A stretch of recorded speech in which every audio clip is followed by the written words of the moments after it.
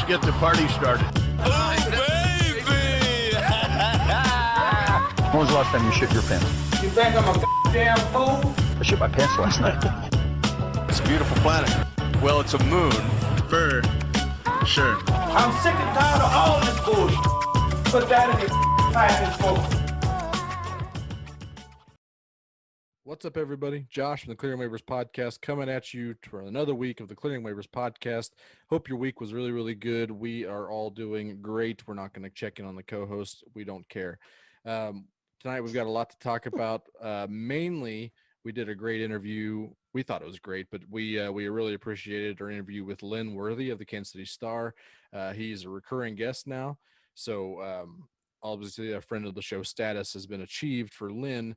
Congratulations to Lynn for doing that. But we really, really appreciate him coming on. Really good interview with him. Gave us some good insights on what to expect from the Royals this season. And then maybe some future insights of what's going on beyond 2021. So we really appreciate him. Stick around for that interview.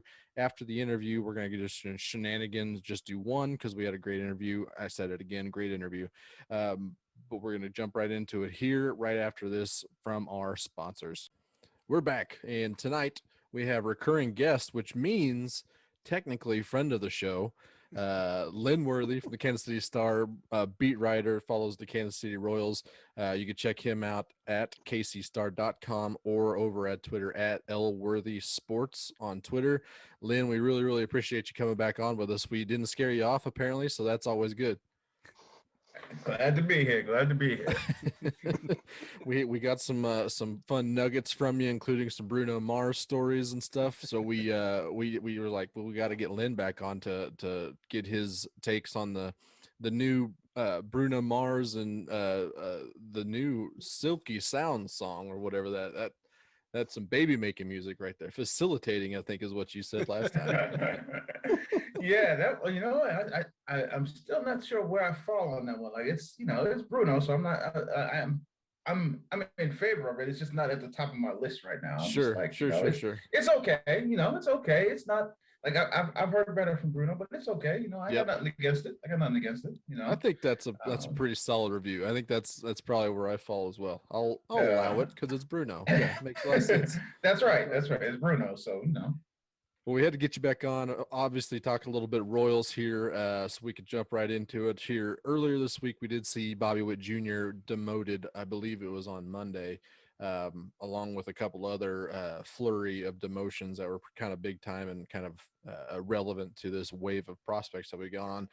It definitely seemed like the Royals were very torn on the move. Seemed like they were giving him every chance he could possibly have to go win that starting job, or at least to break camp with them, and ultimately not getting there. But I don't think it's a big stretch to think that he could be a potential 2021 rookie making his debut. So I think when we kind of talk about it, I think wherever he debuts position, they've talked about him third base, second base, obviously shortstop, and that lucrative center field is very enticing to me personally.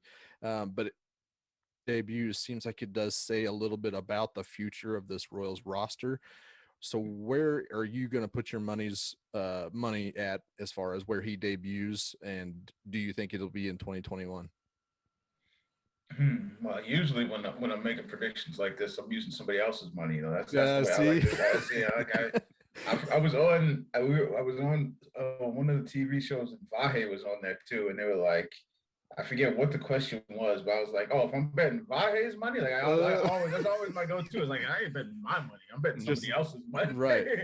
Just sprinkle a little bit of everything if it's Vahe's. That's right. Yeah, I'll bet somebody else's money.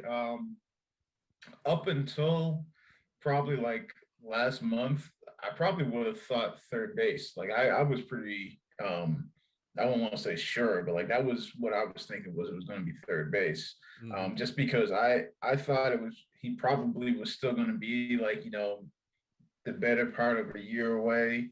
And I figured by that point, because we know Dozier's back there this year, but I was like, we've already seen them move him, multiple times. So, and the fact that, last year he got looks at third base, like it was, in the not the alternate side, the summer camp, spring training 2.0. Yep. There was, him next to Mondesi at third.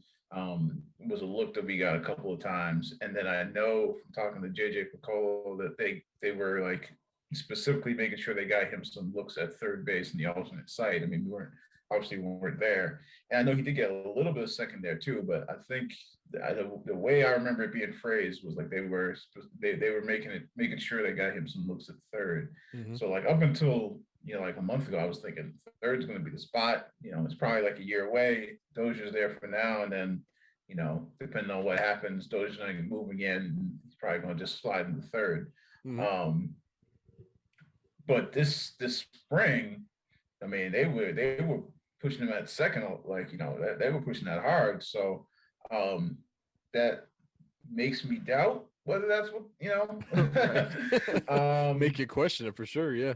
Yeah, but I don't know. But I also still feel like there's a path for third still. Yep. Because because if it's, I mean, again, it sort of hinges on second, but I think there's still a path for third because if they decide that it's not going to work with Nicky, they could still just say, okay, well, boom, Witt's going to play second, Dozier's going to go to right, and then third is open for Bobby. So, Yep. I don't know. The fact that, and I think by this point, people have probably heard Dayton's interview that he did on the radio the other day, and the fact that he keeps mentioning third, right, and that keeps coming up, makes me think that maybe that's still the path that, like I say, if I'm betting somebody else's money, then maybe that's what I'm betting on is right. Is that it's going to be third. Dozier doesn't have the cleanest bill of health either. I mean, there's a very real alternate path where he gets some kind of lingering issue, right? It causes some kind of stint on the IL a little bit. So it kind of makes, I mean, that even makes a little bit more sense, I think. Well, I mean, and I don't know. I mean, last year was sort of that fluky year because, I mean, like the thing that kept him on last year was the COVID. And so, I mean, the year, 2019, when he had his career year, I mean, he had one IL stint, and then there was that stretch where they had him DH, and he had like I'm trying to remember what that injury was. It was like I don't remember if they called it an oblique. It was something in that. I wanted to say oblique, yeah. Yeah, it was something like that, but I don't know if they called it oblique, at least at first. And I remember it wasn't straight right to the DL. Like there was a couple of games where they didn't have him play in the field and just DH.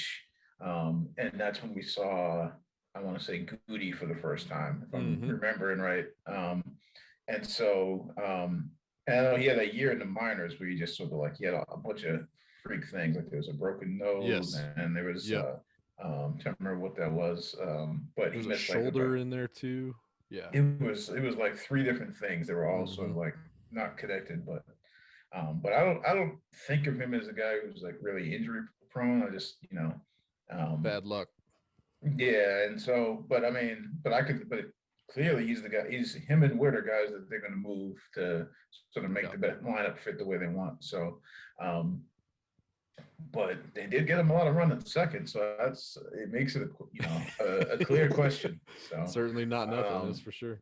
Yeah. So, so I guess the fact that I keep coming back to the fact that third still keeps getting mentioned, and he got a lot of work there last year. So I guess if I had to pick one, I'll still go with third, but I'm not overly confident in that. Okay, that makes sense. Makes sense. All right, yeah. So everyone's obviously very jacked up on Bobby Witt Jr. That's all everyone seems to be talking about as far as the next big thing on the Royals. But outside of him, what other rookies do you see that might make a major contribution to this team this year?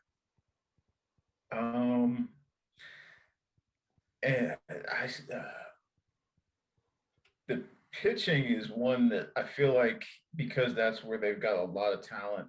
I'm just not sure how it's going to play out this year with the with the rotation, because I feel like somebody like Lynch could be a candidate for that. But I also don't know how, like, with the innings limits they keep on. I'm not even sure if it's going to be an innings limit, but I'm just not sure how that's going to play out.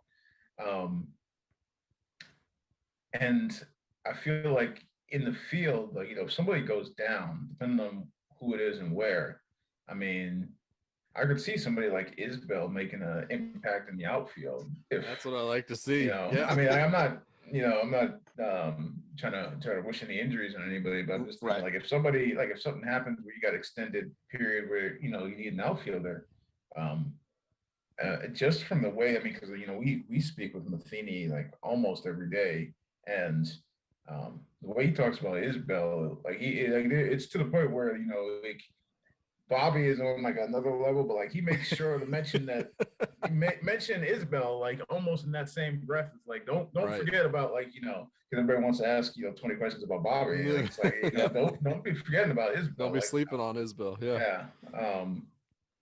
And they like what he can do defensively. They think he can play multiple positions. So I mean, this is another one where like I'm not sure which. Like if I got to pick one, I think I probably still go with Lynch just because I feel like there's probably a more clear path for to see him get in there and contribute as a starter this year. Potentially, and whereas I feel like something else has to happen for Isbell, like some injury or something has to happen, Right. because I mean that outfield's pretty much set. And you have other guys who you can plug in, like if you needed to put Dozier out there, if you need, and obviously Dyson's going to be your extra guy, and then I mean I'm still not sure if they're gonna how many guys they're going to carry, but you could have in theory somebody like Bubba or somebody like that, and Soler if you still in the wanted 40-man. to, yeah. Oh yeah. Soler you could always put in the outfield, so you got options out there too. Yeah, definitely a much tougher path for an offensive player to make contributions with what the roster shakes out to be. Yeah, and speaking of roster construction, they've already kind of made some moves to kind of show us where they're headed in the direction of at least the rotation, where they don't need a fifth starter until I think April 16th. Sending Bubic down, which everyone just kind of assumes is the fifth starter. How do you see them using that extra roster spot for the first couple weeks, filling out the roster there? I think the last I remember hearing was that it was probably looking like to start the season they were probably going to go 13-13. So that means you got the 4 starters. And I'm trying to remember, was that the last last podcast you guys did? 'Cause I feel like I was listening to you guys sort of go back and forth about this. Maybe we took some stabs at what the rotation might look like in that bullpen, and it's kind of I think I landed on Jake Newberry kind of grabbing that last spot, but that was and also you had assuming Jake that Brentz over Junis. I had Jake Brentz over Junis as well. I didn't. Well, the way they keep talking about Junis, like I think trying Junis to keep him is stretched out. He's going to be there one way or another because Okay. So so really you got 4 starters.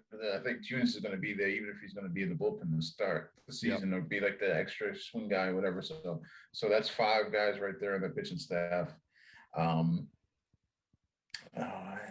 don't have it like in front of me, but I'm thinking, okay, so just thinking out loud, you got Holland, you got Stallmont, you got Hahn. I think Wade Davis is definitely though it was pretty clear the way they were talking about it from early on, because at first I was like, well, he's gonna sort of be like where last year, like Holly and Trevor, they were sort of like, it was like, oh, we got to wait and see. But it almost felt like with Davis, it was almost more of a, he'd have to play himself off. Is sort of just the vibe I was getting. So it's a minor league wink. Yeah. Well, it was, I mean, like, and they were all, those guys were minor league contracts last year too. But I think there was more question there, whereas with Davis, it seemed like it was almost they were expecting him. And I could be wrong on that, but so Davis, so that's that's 8. 9 now, right? Because the five, and then you got Zimmer probably. Zimmer, Barlow. Oh. So that's so we're up to Junis already. 6 bullpen guys, and probably looking at 9, including if you include Junis in that. So that's like Lovelady, Irvin Santana, Newberry, Brentz. Yeah, and I'm just not 100% sure, but I feel like Santana might be part of that too. It seems just like because the way he's done the last couple of weeks, where they've been like, okay, we want to see what he looks like on short notice coming out of the bullpen. Just like not a whole lot of time to get ready and how it looks, and it's looked pretty good. So and he's one of those ones who's on a minor league contract. So I think him and Junis, it's going to be interesting to see how they play that though, because I think they think of both of them the same way, where they need multiple innings, but they might also use them in short outings. But so like right now, I'm thinking Santana might also be there. We might finally get our pitcher by committee that we've been clamoring for, where everybody gets about 3 to 4 innings apiece. Well, I don't know if I'd go all that far, but that only leaves like one spot left then. Yep. And Brad Brack also in there. I thought him after his first couple of outings, but the last couple have been rough. So I'm like, since I pretty much said he was in really good shape, he went really far south. So there it is, clearing waivers bump. Got it. Yeah. I thought because I remember I wrote the time we talked to him, and I wrote like maybe the next day or something like that. I remember his next outing, I was like, I'm glad I wrote that one early. Might be sitting in that dashboard for a little bit. Yeah, but I mean, it's probably going to play out this last week. How he looks might decide it. But because I know they like the fact that he'd come at him with a different look, coming out from a different arm slot, coming sidearm. And the first couple outings looked good, and he was talking about finding some things. So I don't think he's definitely out of it. But they've talked about Lovelady. He's talked about how good he's looked and how, they've definitely been giving him chances to show, what he can do, take longer looks at him. They've talked about how much different he looks from last year. So, but the thing is like, and he said this last year, and he did it when they did the bullpen last year, and he said it again this year. It's like he doesn't care if he's a left-hander. He's not just taking a guy to be a left-hander just because he's left-hander. Like that's not a thing anymore. Yeah, you got to get guys out. Exactly. So last year, I remember him saying that. We're sort of like, well, we'll see. He's not going to actually, just do a bullpen without any lefties at all.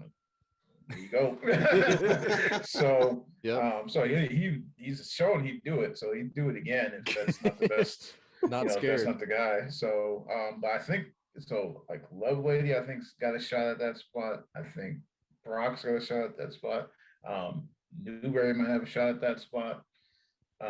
So I think it's probably, it might be those, like those three. And I mean, a guy like Prentice could be in that discussion too. So I mean, but I think it's all just like one spot, assuming Santana is going to be there.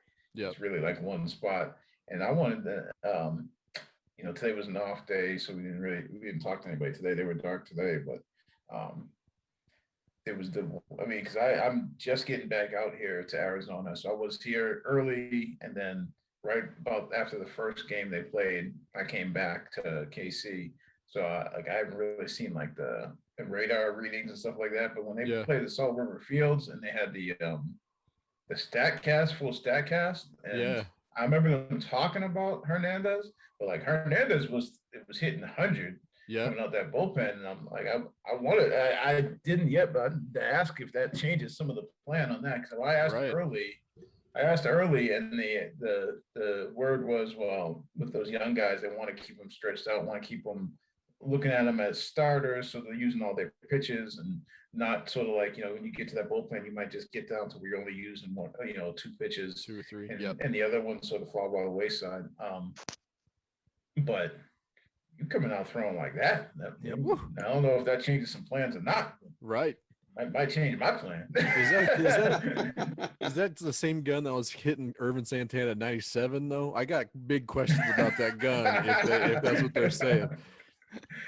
Yeah, I think that's fair. Pumping something in that Gatorade that morning or something. But I mean, kind of to that though, I mean, I think everybody assumed when Bubic went down that whenever the 5th spot was needed, he would be the guy to step in because he was in the rotation last year. But some of these quotes that are coming out now from the coaches and training people are like, he needs to go fix some stuff and clean some stuff up because he's not at that level that he was last year. Is there a chance a Lynch or Kowar or a Irvin Santana or Junis has kind of passed him up in the running to get that 5th spot in the rotation when they need it? I think there's a chance. I mean, depending on how things play out. I mean, like if they feel like Junis finishes up this last week looking good, and maybe he gets in and outing, does multiple innings, sort of like thinking back to like last year where the Hernandez, like Hernandez was pitching in relief for Harvey, and then all of a sudden they said, hey, he, had to come in, gave 2+ strong innings. Like, okay, let's take a look at this as a start. And whereas with Junis, you already know that he's done it before. Yeah. And he added the cutter this year, and so I think I don't think it's decided yet. I think it's going to be one of those things where you've got multiple options, because you can say, okay, well, depending on how it's going to fall, Junis might be the guy that you give a start to. Or I mean, I'm not sure if Santana still would be in that or not, but he could be the guy you give a start to. You've got Bubic, Lynch, perhaps. So I mean, you've got multiple guys. And I'm not sure if like they've said that they've talked about it, but they haven't actually said anything about coming to a decision on 6-man, because at some point they might want to start stretching guys out and giving extra days. And I feel like Keller, Duffy, and Minor are probably going to be the guys who stay on their regular, but then they could start giving extra days to the other guys if they want to throw in the 6th guy. So there's a lot of different ways that thing could look. But I think the other thing is, and we're probably not going to have a good idea about, is whether or not, like, how these fixes and the things that they want Bubic to work on, how those are going, because that's probably going to happen out of sight for everybody. So we won't really know what Bubic is, how that's coming along, until they decide that he's ready, and then they decide to bring him back and put him in there. So but I wouldn't be, I guess I wouldn't be shocked either way that went, whether that meant Bubic is the guy who comes back up and plugs right in, because he's been doing, they've been seeing what they've been needed to see, over at the alternate site. Or if they decide Junis, is looked good, they feel confident in him, and he's, I mean, as much as everybody says, hey, that slider needs to be in the bullpen, I mean, he's the guy who's giving you more innings than anybody the last like 3 years. Like, I keep mentioning that because this year is just going to, is the year where you just don't know what innings are going to look like, or where you just know you're going to need a lot of them. It's like, well, he's pitched more innings than Keller the last couple of years. Like, it's just, I mean, and he had more, you go back to, Keller's first year, Keller was pitching out of the bullpen when he first got here. So Junis was started that whole year, starter the next year. They both had COVID last year, so they were both, sort of all over the place. But, and Junis pitched more innings. I mean, like, there was that 2019 season. Remember, Keller was one full season in the rotation, which, nothing against him, but it's just, like, it seems like a lot of people are quick to, forget. It's like, he's got one full season in the rotation, not like, it hasn't been 2, it's been one full season. And that one they shut down early. They shut him the down, innings, so it's like, he looks the part, and I mean, I think he's going to be that guy at some point, but it's just like, we're also just sort of penciling it in like it's automatic this year. And I mean, not that I'm hoping for anything against them, but it's just like, we're making a leap there. Right. Like, everybody's making that leap together, and I'm sort of like, well, wait a minute. That's interesting. I mean, that's something I never thought of. I'm that guy that's definitely got Keller pinned in with marker. Oh, yeah, well, So that's a good point. That's a really good point. He is, and that's the thing, is that it seems like just the way that it's been talked about so far. I think they might still keep him on that same every 5th day, just like Keller. I mean, just like Duffy and Minor, even though those guys obviously have more track record, more innings built up. But it sounds like that they're thinking about keeping him on that same every 5th day. But if it comes to a point where you need some innings, like Junis seems like just a guy who's got him on his resume. So I wouldn't be surprised if he's making starts, whether that's in 5-man or 6-man look, or you know, just makes sense. But this is going to be a weird year with pitching. Yep. True story. Yeah, definitely. I mean, yeah, I forgot about, just because the inning number, that sometimes you might actually want a 6-starter in there just to keep everyone's innings a little bit down this year. Yep. And with that, so the last couple of years, Royals kind of not the year all the fans always want. We're kind of struggling to get some W's. And now even this year, the experts have them kind of pinned down a little bit below 500, maybe 500 at best.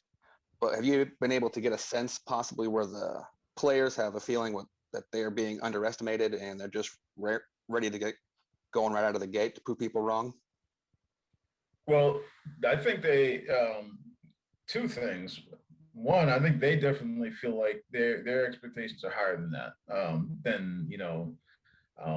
To be I'm trying to think, like I see projections that are like around 71, 74 Yep. wins. I think they feel like they're better than that. And when you mentioned about coming out of the gate, I think that's going to be critical, because I've already heard, I'm trying to remember who it was who said it, whether it was I'm trying to remember if it was Witt, or I feel like somebody mentioned it earlier, just like getting off to a good start, because the last couple of years, like last year with the short season, and when they had, no starting pitchers for like a week or a week and a half into the season, it was Like 3 and 13 start or something like that. Yeah, and it was just, and then if you go back to 2019, like the bullpen in that first month of April was, it was. Oh my God, I totally put that out of my mind. But that's just sort of like, that puts you just, it was like you gave everybody a head start that year, and then started playing. And so I feel like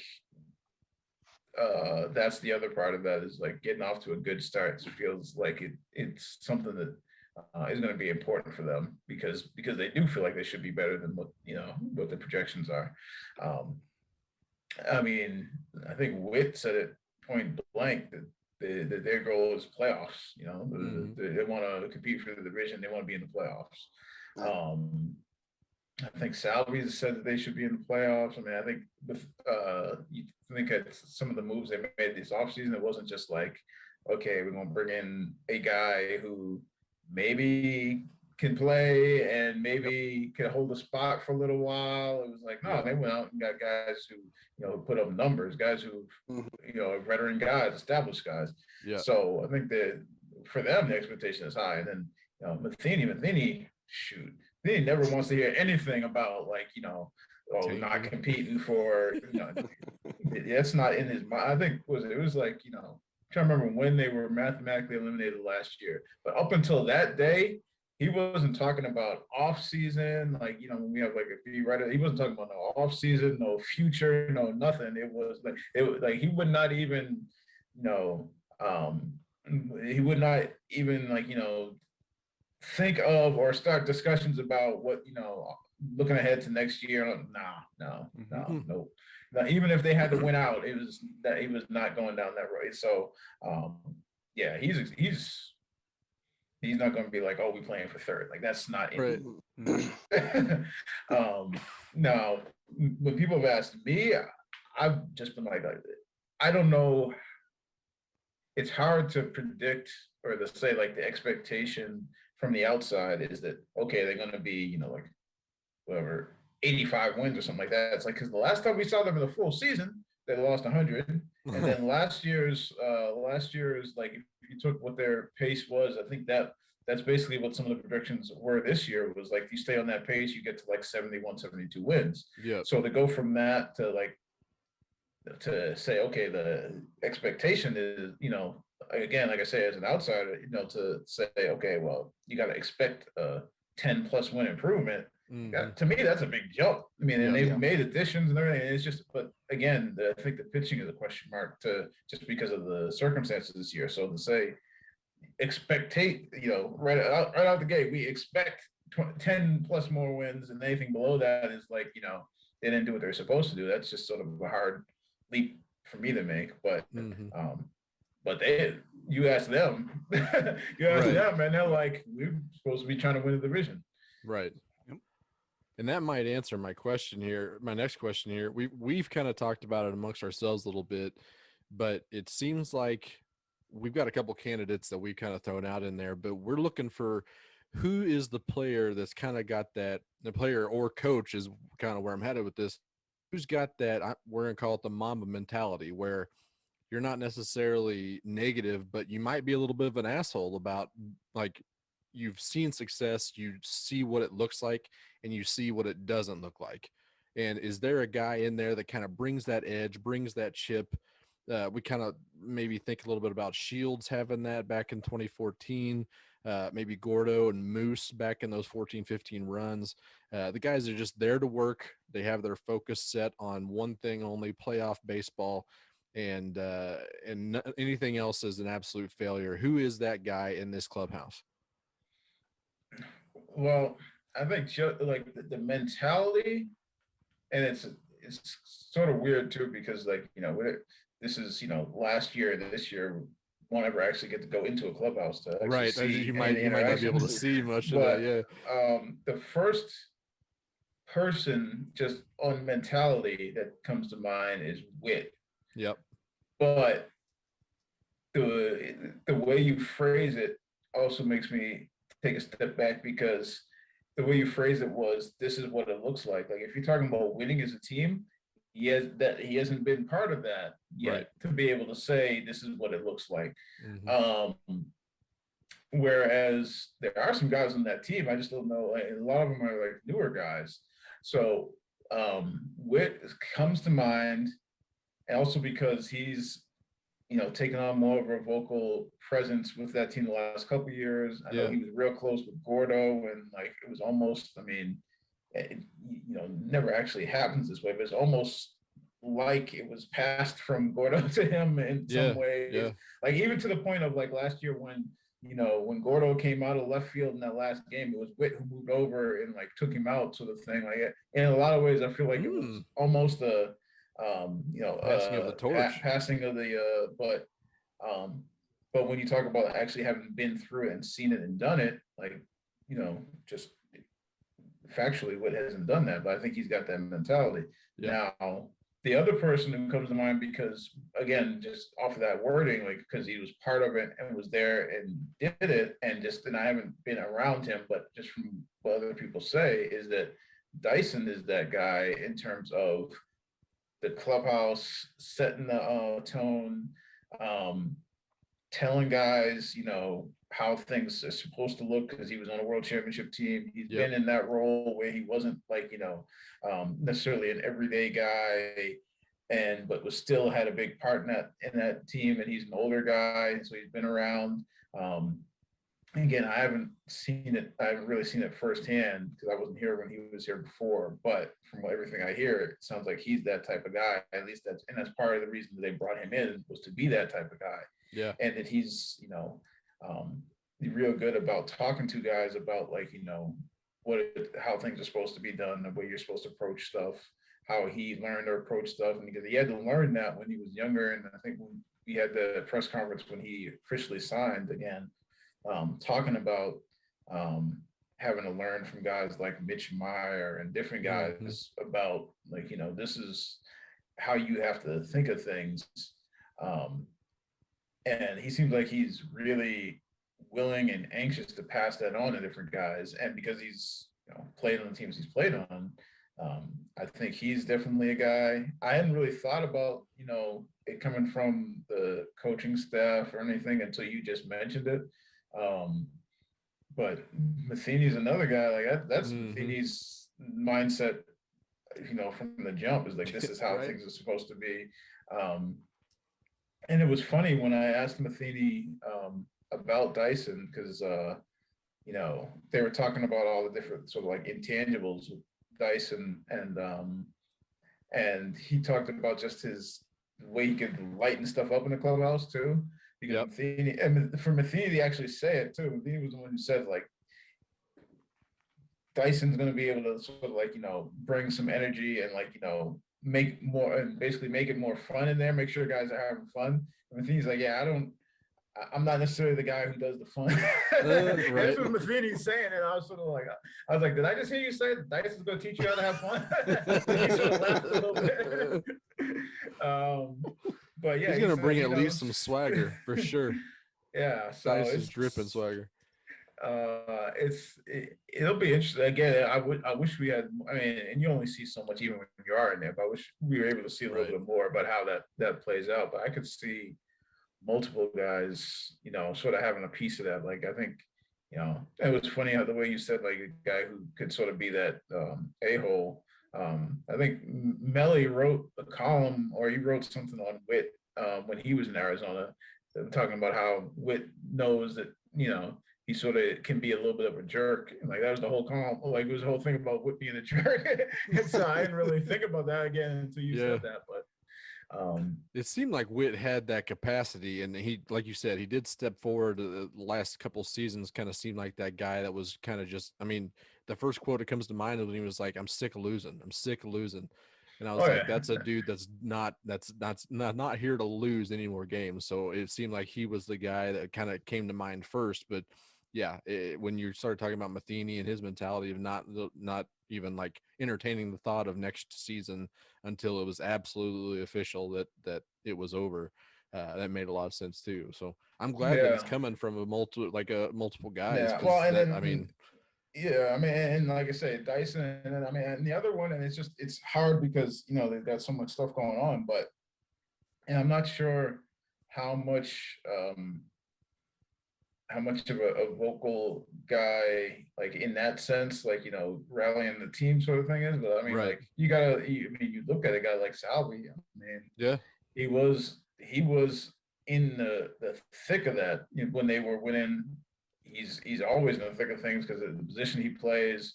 He was the World Series MVP.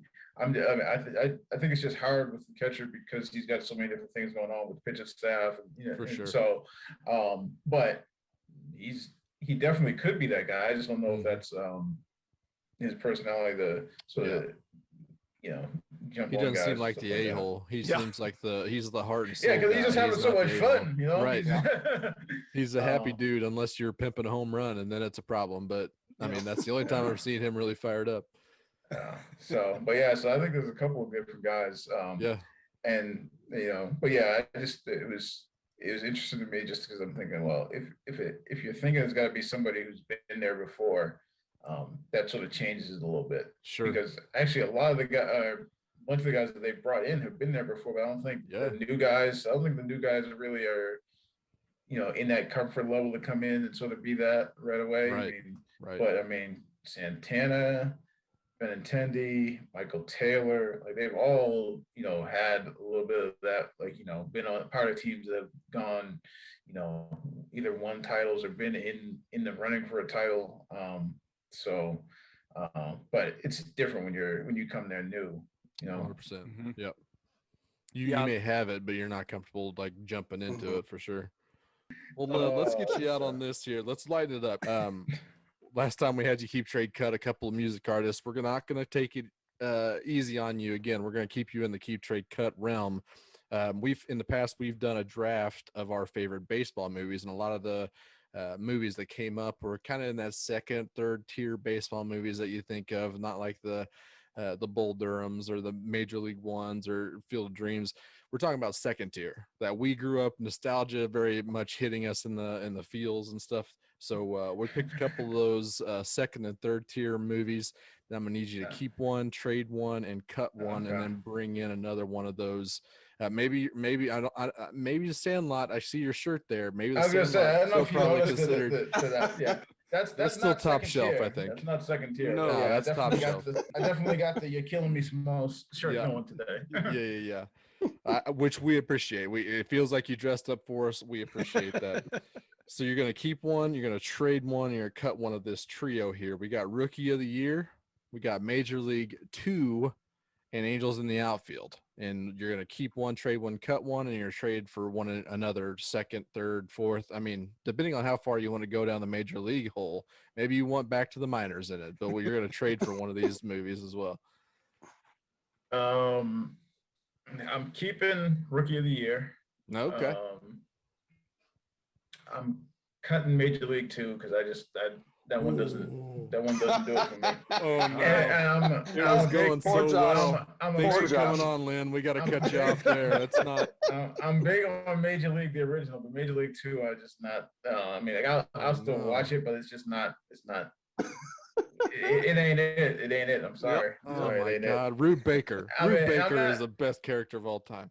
Oh my God, it. that's terrible. Well, but I mean, I've already said I'm keeping Rookie of the Year, so like the other ones are just getting traded or cut anyway. Sure, So, sure. Angels in the outfield is like it's not a bad one, but I feel like I gotta trade that for something better. Gotta try and get something better on that one. Okay.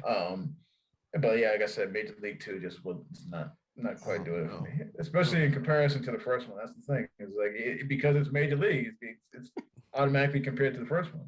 Sure. I mean, and I have probably not so much recently, but like for years, especially when I was covering minor league ball, I would sit there every game and just spout off Major League lines, like it was, and I mean, when I worked in Binghamton for like 5.5, like parts of 6 seasons. Every time, like people, and there was a few people who sat near me all the time. Like they knew at least once a game, somebody hits a pop up, you're gonna hear, "Oh, Rexy, this one ain't got the distance." Because I was, that one, or like somebody just launches one. It's too high. It's too high. Yeah, too high. Way too high.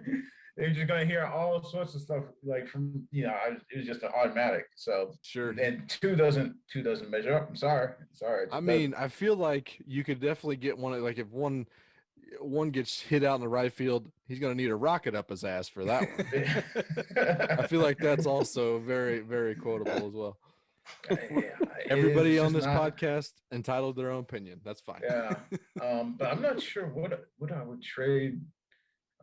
I guess it depends on what falls into that. That's what we're calling second tier, because there's a lot of baseball movies to potentially trade for, depending on what we call in second tier. Mr. Baseball, Mr. 3000, Mr. 3000. Trouble with the curve. Oh God. Is that second tier? I think that's like third or fourth. I think. I was gonna say because there's movies that just aren't really great movies, but like I'd still. Oh yeah. For whatever reason, like there's certain baseball movies that I just like, whether it's just certain connections or something like that. Like yeah, all nostalgia, no quality. Yeah. Oh yeah. Or just I mean, like I do like Trouble with the Curve. Summer Catch. Oh, yeah, yeah. I was just gonna say Summer Catch. There it is, Summer Catch. Just because it's the Cape Cod League. Yeah. It's like trying to think what's another one that's in that second, or shoot, that's probably third tier. that's probably third tier. But yeah, I mean, I'd still take those over Angels in the Outfield for some reason. Like Angels in the Outfield is just more of a kids movie to me, Sure. I mean, even though, and I mean, I'm keeping Rookie of the Year, so I'm sitting there saying that's that. a coming of age, though. Yeah. Yeah. Yep, But that's fair. Yeah, I was Makes leaning sense. Bad News Bears type of movie. That's what Uh-huh. that's what I like. well, Walter Matthew. That's mean, that not, might be- that's not a, Yeah. that's That might not be a, top tier, That's I not. guess. I was gonna say, what tier is that? Well, Billy maybe Bob's is the, probably second or third. That's true. Yeah, that's got to be third tier. I was gonna say Yeah, maybe the what's the one? Is it the one where they go to Houston to let them play? That's probably not on the first tier. That might be a second tier one. That's Is the that second Breaking one. Training? Is that Breaking Training, yes. Break a training. Yeah. that's probably second tier. Like so Yeah, that- I'd go with that. That's a solid second tier because it can't be Yeah. on the first tier with the original, but that's a solid second tier one. I was so Oh, jealous of them playing on that AstroTurf. No kidding, man. That looks so cool. Yeah, so there's probably a bunch of second tier, and then the third tier ones, like I say, those aren't good movies, but you find something to like about some of those Oh, ones. 100%. Oh, Oh, yeah. 100%. Big time. Well, that's probably all we got for you tonight. This at least we'd love to obviously have you back on, but it's always a great time to talk to you, get a little bit of picking of your brain a little bit there. So we do really appreciate you coming on, Lynn. Again, if you guys need to check out, I highly recommend Lynn's work at the KC Star, kcstar.com or kansascity.com, or you can follow him over on Twitter at Worthy Sports. Go go check out his work 100%, as well as support all those great journalists over at the Kansas City Star. But Lynn, again, thank you very much for coming on, man. We really, really appreciate it. Thanks for having me. It was fun, guys. So yeah, great stuff from Lynn. We appreciate it once again for taking the time to talk to us here on the Clearing Waves podcast. Definitely go check out Lynn and all the other great journalists at the Kansas City Star, like I said. But we're here to do some shenanigans. We've got some great Who Asked You that we're going to get into. But first, we got to hit that sweet, sweet theme song, baby. So you replied to my tweet on one hot take, and I'm like, who asked you? So we intercepted some questions from the internet that weren't necessarily meant for us, but boy, howdy, are we going to answer them. First one is going to come from 610 Sports' own C. Harrison. Carrington Harrison gave us a question of, you get a lifetime supply of any non-alcoholic beverage. What are you going to choose? Kitty, I'm going to start with you. What do you got for your non-alcoholic beverage? I was just thinking about this, and I drink so little outside of water and alcohol. It's quite surprising. I mean, basically almond milk, water, and beer is my diet of liquids. You got a lactose thing like me? It doesn't, the almond milk lasts longer. You know, sometimes you get cow milk spoils too quickly sometimes. So I have that to makes sense. have something that lasts a little longer. Uh-huh. So, but my non-alcoholic beverage, I'm going to go probably something that people are going to think I'm a damn crazy person for, but I'm doing white grapefruit juice. Give me a lifetime supply of white grapefruit juice. Don't need the ruby red. Don't need that sweetness mucking up my grapefruit. It's grapefruit for a reason. He's supposed to be all tart and sour and get you going. So that's my choice. Get you right there. Yikes. White grapefruit juice. All right.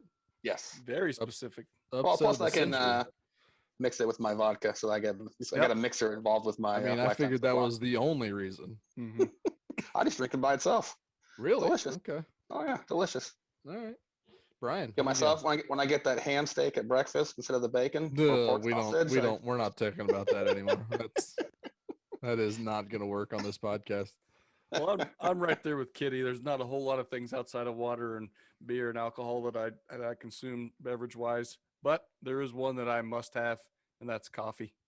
If I could get roastery coffee for life, I feel like that's what I need, because I'm basically a walking zombie in the morning until I've had some coffee. Probably not real pleasant to interact with either. So I think it's going to help everyone around me if I just have this lifetime supply of coffee at my disposal. Did you hear that, Roastery? Clearing Waves podcast needs your coffee on a lifetime supply basis. It'll be cheap. Come on. I had to really fight an inner battle within me to get on my soapbox and talk about the impending water shortage that we're going to come in, whereas water is going to be just an absolute commodity to buy and sell on the black market. But we're not here for negativity. So we're going to keep it fun, and I'm going to call Pepsi up.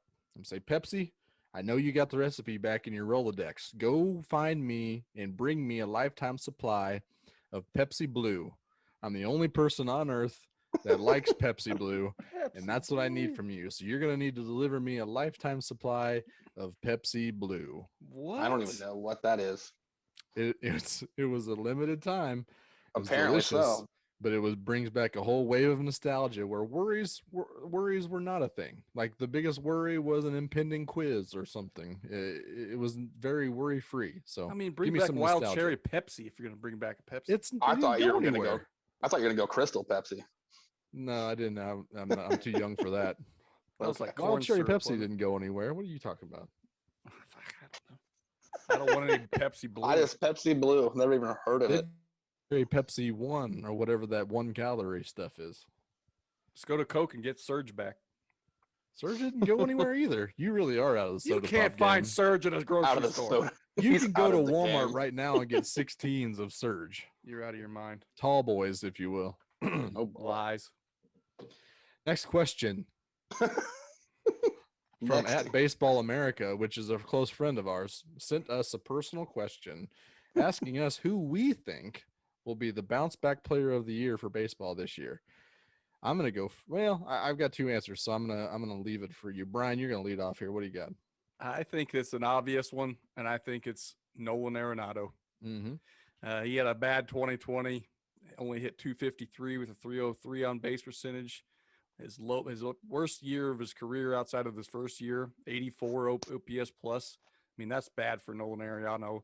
He gets out of that nightmare situation that they put on themselves. They signed him to this huge deal and then basically immediately made him unhappy and wanted to unload him.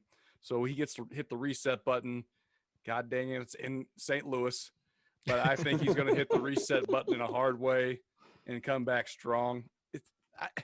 I was shocked when I saw his Baseball Reference page. He's won a Gold Glove every year of his career. 8 straight years Gold Glove. Like, that's I think most insane. of those are platinum gloves too.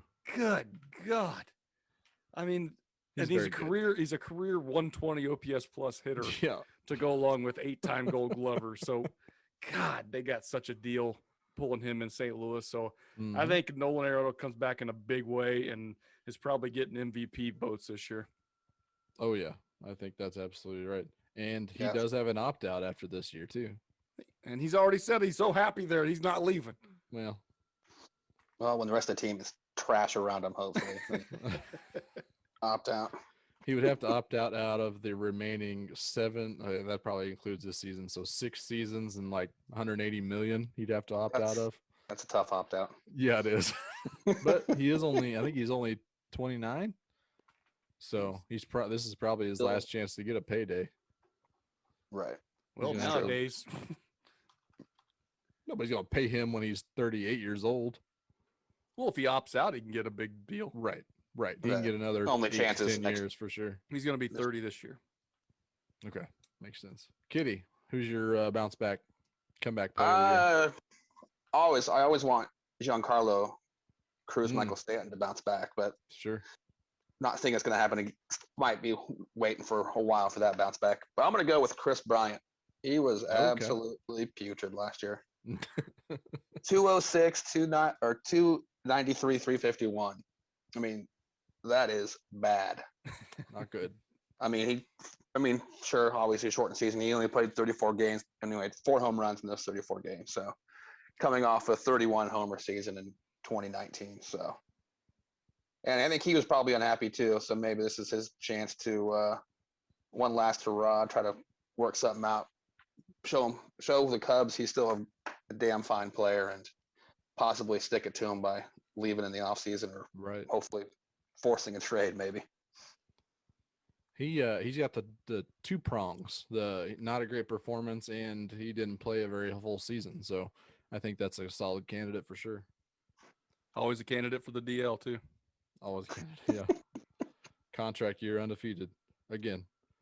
Best year. You kind of scared me a little bit because I'm also going with a Cub. I went with old Anthony Rizzo. He had a career low weighted runs created of 103. I mean, it's still above average, OPS of 70.55, but his K rate and his walk rate largely remained the same. His batted ball profile largely remained the same, but his BABIP was 218. Yeah. Usually usually they say about it is where most players get a good sample size from that. And 218 is crazy town. He's going to be 31 years old. So I don't think he's going to start quite falling off a cliff for his age at any point. And I don't think he competes for an MVP award. Don't get me wrong here. But I think that whole lineup bounces back, like Kitty said. I think that whole Cubs lineup is going to be good, which is going to eventually bolster Rizzo's numbers as well. And from a personal standpoint, he's, again, a free agent at the end of this season, needs to get paid another round. I would love the Royals to get involved with that, but whatever. But I do think that Anthony Rizzo has a pretty good shot to bounce back from his numbers. Still played in like 58 of the 60 games last year. So no injury or anything to kind of account for. It's just purely off of performance. So we'll have to see how that all goes. Final question. Also, friend of the show, Mina Kimes, ESPN personality, knows us personally. Sure. What's the stupidest, and this is absolutely a question for this podcast, what's the stupidest injury you've ever occurred? I'm going to go first. I'm guessing I sprained my MCL/ACL, or just my knee in general, playing a stupid blackout drinking game. Pick up a ball a little too aggressively and felt that pop. And my first thought was, ow, that's probably not great. Second thought was, well, now I don't really feel great telling this story. The people asking me why I'm walking with a limp. So that was my stupidest Were injury you like ever occurred. twirling on the wiffle ball bat? Just nope. I mean, blackout is kind of like you got the opposing two cans on each side. You got to throw the ping pong ball, and you got to go grab the ball and put it on the. Yeah, it's just a. You hurt yourself playing beer pong, basically. Been over too aggressively. Oh I my mean, God. whomst amongst us hasn't That's done that? who the best among us have been taken The down by absolute bending. best of us have been taken down by bending. Yeah.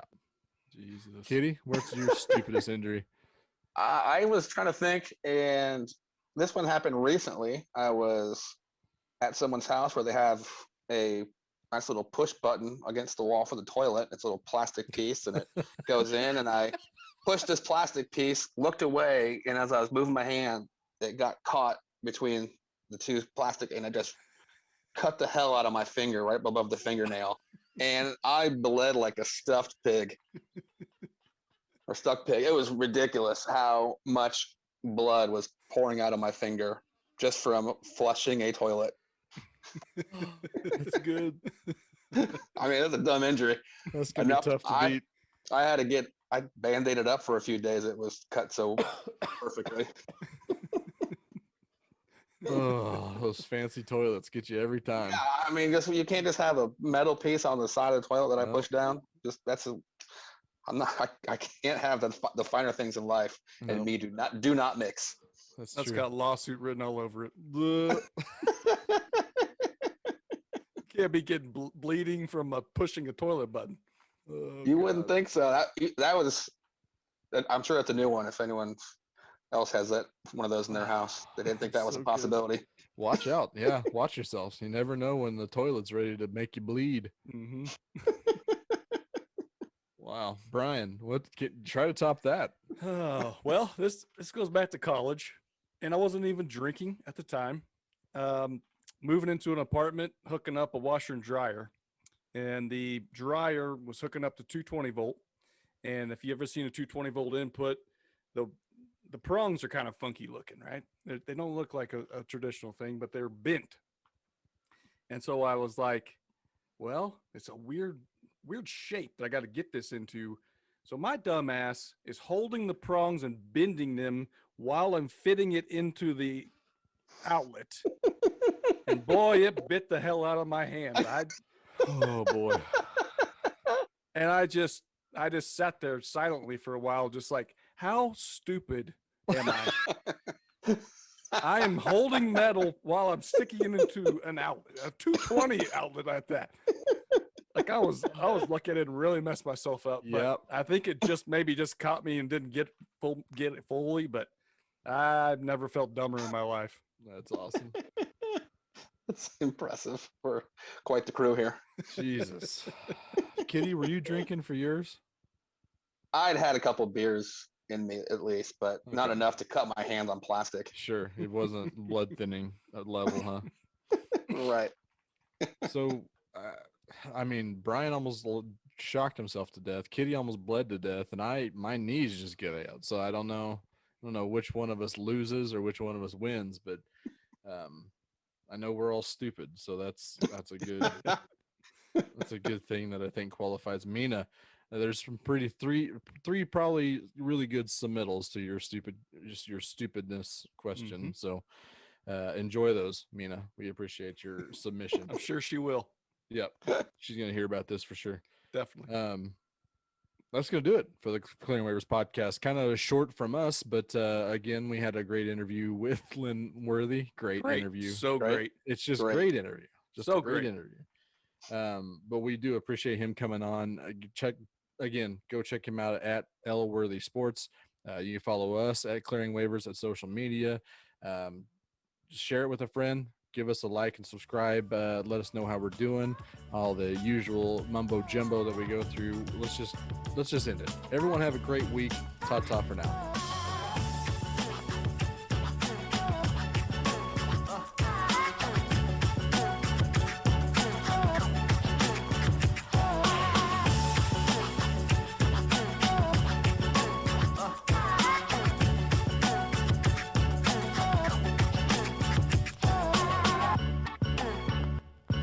Strike three called.